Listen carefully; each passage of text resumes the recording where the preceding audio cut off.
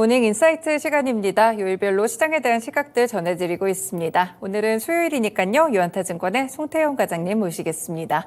과장님 안녕하세요. 네, 안녕하세요.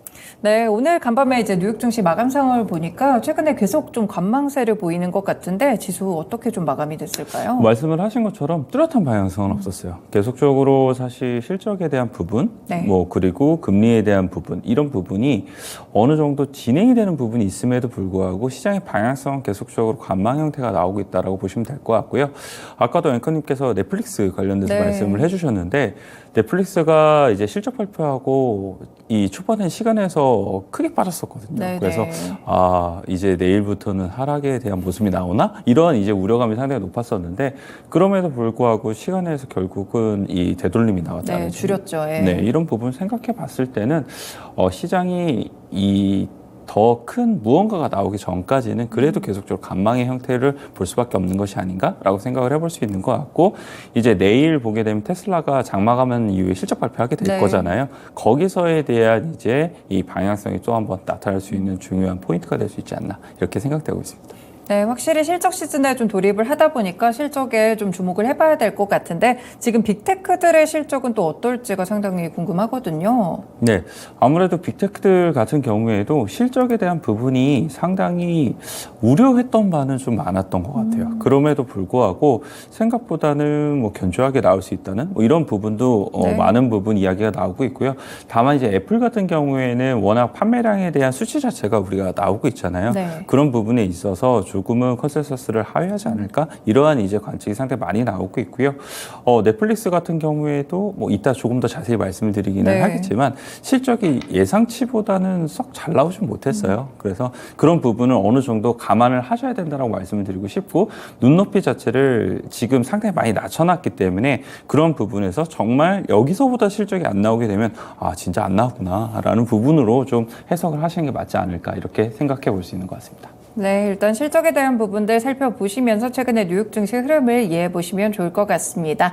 일단 간밤에 있었던 중요한 이슈들도 한번 정리를 해볼게요. 뭐 주택착공 건수도 발표가 됐었죠. 네, 주택착공 건수 사실 좋지 못했어요. 뭐 예상치보다는 조금 더 잘 나오기는 했습니다만 그럼에도 불구하고 뭐 전월 대비 0.8% 정도 하락을 하게 되면서 좀 좋지 못한 흐름이 있었다라고 보시면 될 것 같고요. 네. 이 신규 주택 허가 건수 같은 경우에는 더욱 좋지 못하게 되면서 앞으로 주택 경기가 전반적으로 조금씩 좋아지지 못할 것이다. 이러한 이제 관측이 더욱더 나오고 있다라고 보시면 될 것 같은데, 뭐 주택 경기에 대한 부분이 안 좋아지게 되면 결국 인플레이션 관련돼서도 이제 강도가 낮아질 수 있는 부분이 생기는 그렇죠. 거잖아요. 네. 그런 부분에서는 긍정적인 부분이 될 수 있다라고 보시면 될 것 같고요.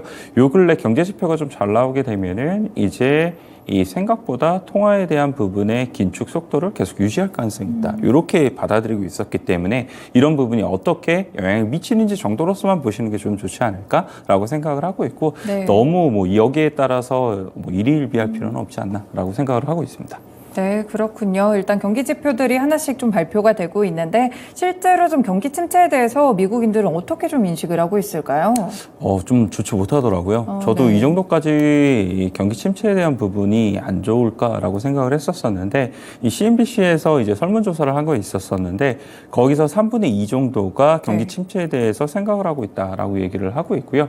임금의 상승률보다 인플레이션 속도가 더욱더 높기 때문에 이 부분을 쫓아가지 못할 것이다라고 많은 대답이 나왔습니다. 근데 이 수치 자체가 17년 동안 설문조사를 한 이래 최대 많은 답변이 이렇게 나왔다라고 네. 얘기를 하고 있고요.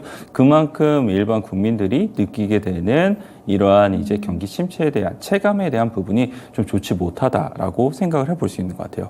뭐 저 역시도 이제 이 고객분들과 얘기를 하게 되잖아요. 네. 어제도 전화 온 거를 보게 되면은 경기 침체에 관련돼서 많이 이제 말씀을 하시더라고요. 네. 그렇게 되면서 이제 이 주식에 대한 부분을 이제 어느 정도 수익이 나게 되면 거기서부터는 조금 현금화해야 되지 않냐, 이런 부분을 이야기가 나오고 있는데 어느 정도는 이미 반영이 된 것이 아닌가라고 저는 생각을 하고 있고요.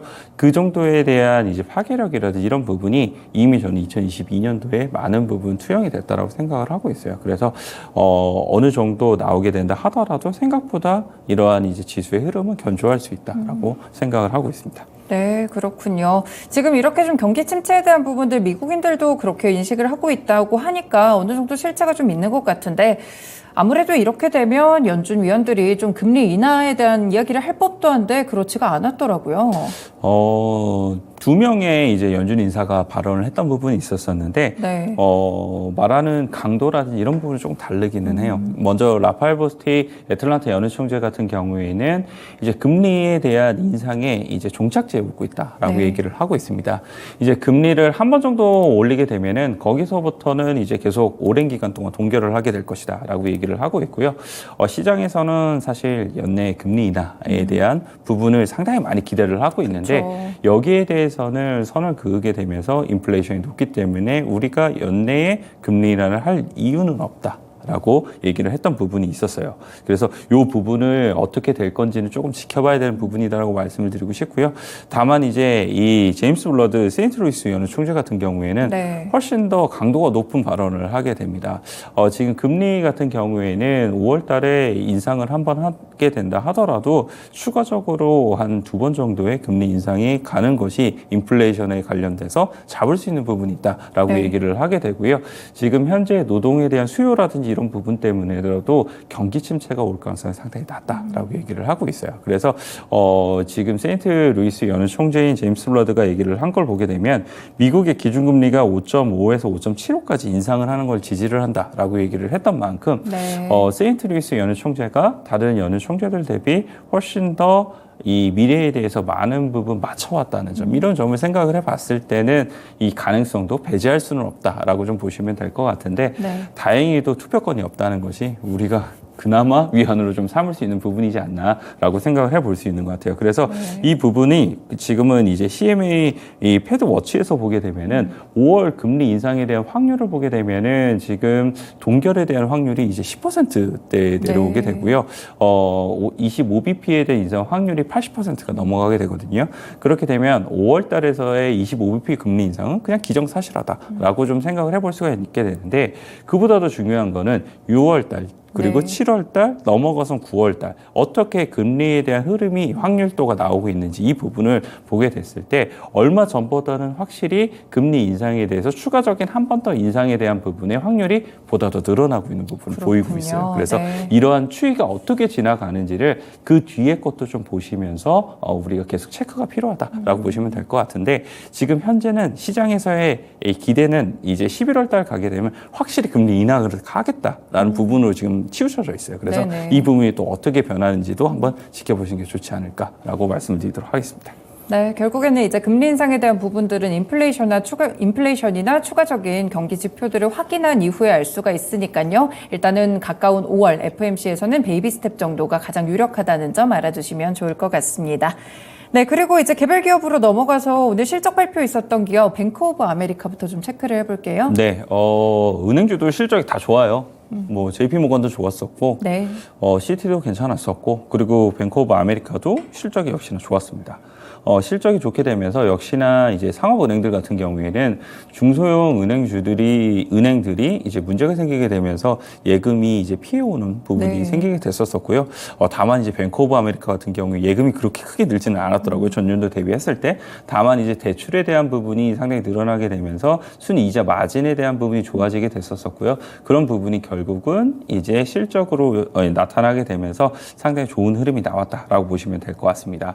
하지만 이제 골드만삭스 같은 경우에는 거의 유일하게 실적이 좋지 안 못했다라는 좋았어요. 네. 이제 평가를 받게 됐는데 그 이유를 이제 보게 되면은 이 골드만삭스 같은 경우에는 상업은행이 아니기 때문에 아까 말씀을 드려서 이 중소형 은행의 예금이 대형은행으로 오는 그런 수혜를 많이 받지 못했다. 네. 이러한 이제 평가를 받고 있고요.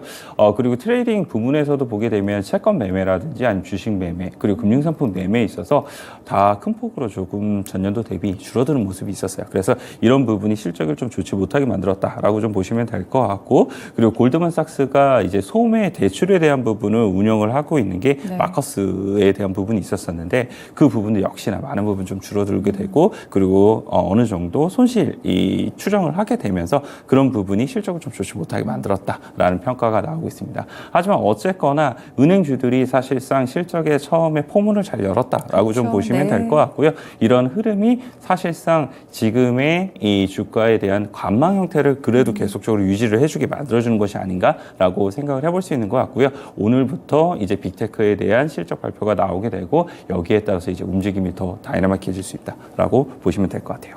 네, 실리콘밸리 은행 사태 때문에 은행들의 주가 흐름이 또 실적 흐름이 어떻게 될지 굉장히 좀 초미의 관심사였는데 그래도 양호한 실적들이 나오고 있다는 점 함께 전해드렸습니다. 그리고 또 특징주로 어제 올랐던 종목 가운데 로키드 마틴 또 주시네요. 네, 로키드 마틴 52주 신고가 갱신을 했더라고요. 네. 뭐 실적도 역시나 좋은 부분이 있었었는데 이 실적 같은 경우에 계속적으로 유럽이라든지 아니면은 이제 이 대만 쪽에 계속적으로 안 좋은 분위기가 나오다 보니까 그런 부분에 있어서 이 매출액이라든지 수주가 많은 부분 진행이 되고 있다라고 이야기가 나오고 있고요. 사실 호주 같은 경우에도 이제 아시아 이 태평양 쪽에 이러한 이제 군사에 대한 경계도가 높아지다 보니까 네. 미국에서 이제 블랙호크 관련돼서 40대 정도를 이제 수주를 하게 되는 이런 부분이 있었다라고 보시면 될 것 같고요. 그리고 미국의 국방 예산 같은 경우에도 계속적으로 증가가 되다 보니까 사실 로키드 마틴도 로키드 마틴이지만 그 외에도 레이시온이라든지 이런 업체들까지도 이런 부분에 있어서 상당히 많은 부분 수혜를 받을 수 있는 부분이 있지 않나라고 생각을 해볼 수 있는 것 같습니다. 그래서 이런 부분 자체가 사실상 보게 되면은 국내에 있어서도 방산업체들이 사실 2022년도에 이 하반기 전 한 3분기 네. 때까지 이 주가의 흐름이 상당히 좋았었다가 지금의 주가 흐름은 상당히 많이 슬로우해지고 바닥에서부터의 이제 턴어라운드가 이제 나오기 시작을 하게 되는 부분이 있게 되는데 어쨌거나 이제 국내에 있는 방산 업체들도 계속적으로 수주에 대한 부분이 늘어나고 있는 부분이 있게 될 거고요. 그리고 이제 미국뿐만 아니라 유럽에서도 이 국방 예산에 대한 부분은 계속 증가가 되고 있다는 점 이런 점 생각해 봤을 때는 왜 이렇게까지 이 주가에 대한 부분이 조정을 받았나 이 부분은 네. 약간 아이러니할 수 있다라고 말씀을 좀 드릴 수 있을 것 같습니다. 그래서 추가적인 수주에 대한 모멘텀이 이 근래 다시 한번 이야기가 나오게 되면서 투자 심리가 많은 부분 회복이 되고 있는데 그런 부분을 생각해 봤을 때 요즘 탄력도가 상당히 좋은 한국항공우주라든지 네. 아니면은 이제 현대 로템 뭐 요 정도를 조금 필두로 해서 보시는 게 좋지 않나 이렇게 생각해 볼 수 있는 것 같습니다. 네, 방산에 대한 수주 환경은 여전히 좀 좋은 것 같습니다. 국내 방산 종목들도 체크를 해보시면 좋을 것 같고요. 그리고 이제 간밤에 빅테크 종목 주가들을 좀 보면 애플을 제외하고는 소폭 좀 다들 하락한 것 같아요. 네, 애플 관련돼서 두 가지 소식이 있었어요. 네. 첫 번째는 먼저 전일 나왔던 내용이었는데 이 삼성전자가 이제 구글 관련돼서 검색 엔진 변경할 그쵸, 수 있다고 네. 얘기했잖아요. 근데 애플 또한 그럴 수 있지 않느냐라는 의견이 네. 나오고 있어요. 왜냐면은 애플 쪽에 사실상 이 삼성에 지불을 하는 로열티보다 훨씬 더 많은 부분 로열티를 지불을 하고 있거든요. 네. 그리고 트래픽 관련돼서도 애플 쪽에서 훨씬 더 많은 부분 나오게 되다 보니까 구글이 이런 부분에 있어서 애플을 더욱더 놓칠 수가 없지 않겠느냐 이런 부분에 대한 이야기가 나오게 되고 그래서 구글 같은 경우에는 이런 부분을 더욱더 협상하기 위해서는 단가를 더 올려줘야 되지 않겠느냐 그렇군요. 예, 네. 이런 부분에 대한 이야기가 나오고 있습니다. 그래서 애플이 이러한 긍정적인 요소가 첫 번째로 하나 나왔다라고 보시면 될 것 같고요. 두 번째 같은 경우에는 어제 이제 국내 시장에서도 나왔던 뉴스 중에 하나였는데 중국의 GDP랑 소매 판매가 이제 나왔죠. 발표가 되게 네. 되죠. 그래서 중국의 GDP나 소매 판매가 발표가 되게 되면서 중국의 리오프닝에 따른 경기 개선 효과가 이제 본격적으로 나오고 있다. 이러한 이제 평가를 받고 있는데 이에 따라서 중국에서에 대한 이제 소매 판매 비중이 높은 기업들은 우리가 주목을 해야 된다라는 평가가 많은 부분 나오고 있습니다. 그래서 이런 부분에 있어서 첫 번째로 이제 언급이 됐던 기업이 애플 언급이 됐었었고요. 네. 그리고 두 기업이 더 언급이 됐었었는데 하나가 이제 테슬라, 나머지 하나가 AMD 이렇게 이제 얘기가 됐던 점 이런 점을 생각을 해봤을 때는 확실히 중국에 대한 이런 GDP 그리고 리오프닝 개선 효과 이런 부분에 대한 효과는 앞으로도 더욱더 기대해 볼 수 있는 부분이 있지 않나라고 생각해 볼 수 있는 것 같습니다. 네, 이렇게 애플까지 같이 체크를 좀 해봤습니다. 그러면 이제 조금 전에 말씀을 하셨던 넷플릭스 실적에 관련해서도 좀 자세하게 알려주세요. 네, 넷플릭스 같은 경우에 실적이 생각보다는 좀 좋지 못했어요. 네. 한 연초로 넘어오게 되면서 사실 이제 계정 공유 금지 뭐 이런 이슈가 많이 맞아요. 나오게 되면서 월가에서 사실 눈높이가 많이 높아졌었거든요. 그런 부분이 있었었는데 요 근래는 이런 부분이 사실상 거의 나오지가 않게 됐었었고 그리고 이제 실적 발표를 하게 됐는데 실적 같은 경우에는 생각보다는 좀 좋지 못한 이 매출액 같은 경우에 컨센서스를 약간 하회를 하게 그쵸. 되고 EPS 같은 경우는 컨센서스를 약간 상회를 하게 됐는데 이 유료 가입자 수를 보게 되면 컨센서스가 이제 220만 명이었어요. 근데 네. 실제로는 175만 명이 나오게 되면서 상당히 좀 좋지 못했다라고 보시면 될 것 같고요. 2분기 이제 가이던스를 제공을 했던 부분이 있었었는데 2분기 가이던스 같은 경우에도 대부분 이제 컨센서스 대비 다 하향 조정이 되는 부분이 그렇군요. 있었었어요. 네. 그래서 이 부분이 결국은 이제 이 2분기 때도 생각보다 넷플릭스에 대한 실적에 대한 추정치의 기대감이 썩 높지는 못하겠구나라는 부분을 한번 보셨으면 좋을 것 같고요. 그리고 이제 이 비밀번호 공유 금지 공유, 네. 이 부분이 사실 1분기 말에 어느 정도 다 이제 진행이 될 걸로 예상이 되고 있었었는데 이거를 공식적으로 2분기로 넘기겠다라고 그렇죠. 지금 실적 네. 발표한 이후에 발표를 했었었거든요. 그런 부분은 결국은 2분기 때 더욱더 좋아질 수 있는 부분이 3분기로 이제 연기가 된 것을 의미를 하게 될 거니까 그런 부분이 결국은 내일에서 월가의 의견을 조금 더 안 좋게 만들지는 않을까라고 생각을 해볼 수 있는 것 같고요. 일주일 전에 나온 골드만삭스의 이 의견을 보게 되면은 매도 의견이 나왔었거든요. 네네. 딱 이 부분에 초점을 맞춰지게 되면서 아, 나왔었어요. 그렇군요. 공유금지 관련돼서 생각보다는 많은 부분 연기가 되고 있다. 이 부분에 언급이 나오게 되면서 매도 의견이 나왔던 만큼 또한 이번에 이제 실적 발표와 의견에 대해서는 또 어떻게 나올지 한번 내일 지켜보시는 게 좋지 않을까 이렇게 말씀드리도록 하겠습니다. 네, 이렇게 넷플릭스 실적에 대한 부분들도 체크를 해봤는데 역시나 가이던스 추후에 대한 부분들이 아직 좀 부정적으로 나오고 있다는 점 함께 또 전해드렸습니다. 그리고 간밤에 이제 필라델피아 반도체 지수는 소폭 좀 상승을 했더라고요. 네. 네, 엔비디아만 보시면 될 것 같아요. 네. 엔비디아가 HSBC가 유일한 매도 의견 제시를 하는 이제 이 증권사였었는데 그거를 이제 매수 의견으로 두 단계나 그렇네요. 이제 투자 네. 의견을 올리게 되고요.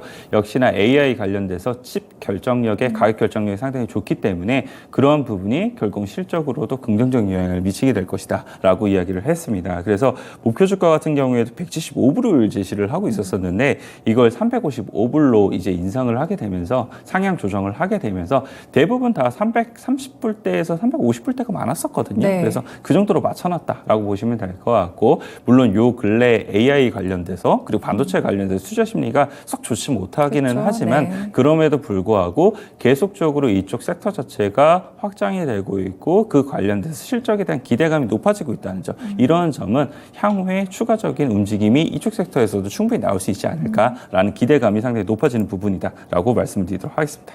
네, 최근에 뭐 주가가 지수가 하락할 때도 엔비디아는 되게 강하게 좀 올라가는 이유가 있는 것 같습니다. 미국 증시에서는 종목 한 가지만 더 테슬라가 하락한 이유까지만 좀 들어볼게요.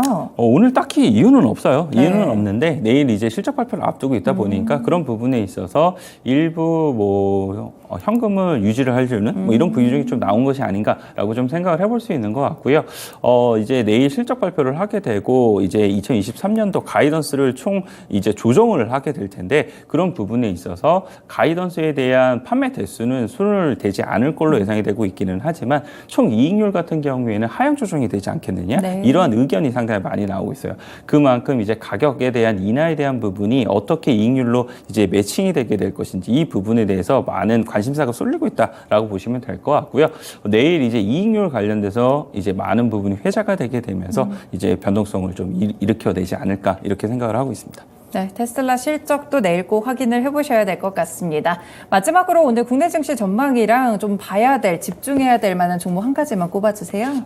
일단 국내 증시 같은 경우에도 보합권에서 시작할 걸로 예상을 하고 있고요. 네. 역시나 어제와 비슷한 흐름이 나오지 않을까? 그리고 섹터에 대해서 차별적인 움직임 그리고 수급 쏠림이 여전할 것이다 라고 좀 말씀을 드릴 수 있을 것 같아요. 그래서 2차 전지 관련돼서 어떠한 흐름이 나오게 될 것인지를 먼저 가장 보셔야만 한다라고 네. 보시면 될 것 같고 2차 전지가 추가적인 상승이 나오게 되면은 거기에 따라서 2차 전지 세부 섹터 내에 있는 뭐 장비사라든지 아니면 알루미늄 박이라든지 뭐 이러한 이제 업체들 관련돼서 추가적인 움직임이 나올 수 있을 테니까 그런 부분에 초점을 맞춰보자라고 말씀을 드리고 싶고요. 만약 2차 전지에서 이제 조정이 나오기 시작을 하게 되면 거기서 나온 수급들이 이제 퍼지게 될 거잖아요. 그렇죠. 그런 부분에 있어서 중국의 리오프닝 관련된 종목들도 상당히 좀 어제에 이은 상승세가 이어지지 않을까 않을까라고 생각을 하고 있어요. 그래서 제가 가지고 온 종목이 오늘 아모레퍼시픽 가지고 왔는데요. 아모레퍼시픽 같은 경우에는 1분기 실적 같은 경우에는 컨센서스를 하회할 걸로 전망이 되고 있어요. 네네. 근데 여기서 우리가 봐야 될 점이 이 컨센서스를 하회하는 이유를 보게 되면 중국의 판매 부진과 그리고 이제 이 국내외에 있는 면세에 대해서 매출 부진 그렇죠. 때문이거든요. 네. 근데 반대로 보게 되면 북미라든지 유럽에서는 계속적으로 고성장세가 나오고 있고 그리고 2분기 때 만약 중국의 리오프닝 효과가 본격적으로 나오게 되면서 소비에 대한 개선세가 이루어지게 되면은 추가적으로 못했던 부분이 더 잘해지게 되면서 실적에 대한 부분도 더욱더 좋아질 수 있지 않겠느냐 이런 기대감으로 변경이 될 수 있다라고 말씀을 드릴 수 있을 것 같고요. 4월 29일부터 5월 3일까지 중국의 노동절이 또 있게 될 거잖아요. 네네. 그런 부분에 있어서는 추가적으로 리오프닝에 대한 기대감 그리고 소비에 대한 기대감이 주가에 더 한번 반영이 될 가능성이 상당히 높아 보인다라고 말씀드리도록 하겠습니다. 네, 이렇게 중국 리오프닝 종목들도 집중해 보시면 좋을 것 같습니다. 아모레퍼시픽을 꼽아주셨습니다. 네, 과장님 오늘 말씀 잘 들었습니다. 네, 감사합니다. 네, 이렇게 모닝 인사이트 시간 유한타증권의 송태현 과장님과 함께했습니다. 지금까지 다양한 투자 판단에 도움이 되는 말씀들 전해드렸는데요. 특정 종목의 상승과 하락을 보장하지는 않습니다. 모닝쇼 여기서 인사드립니다. 시청해주셔서 고맙습니다.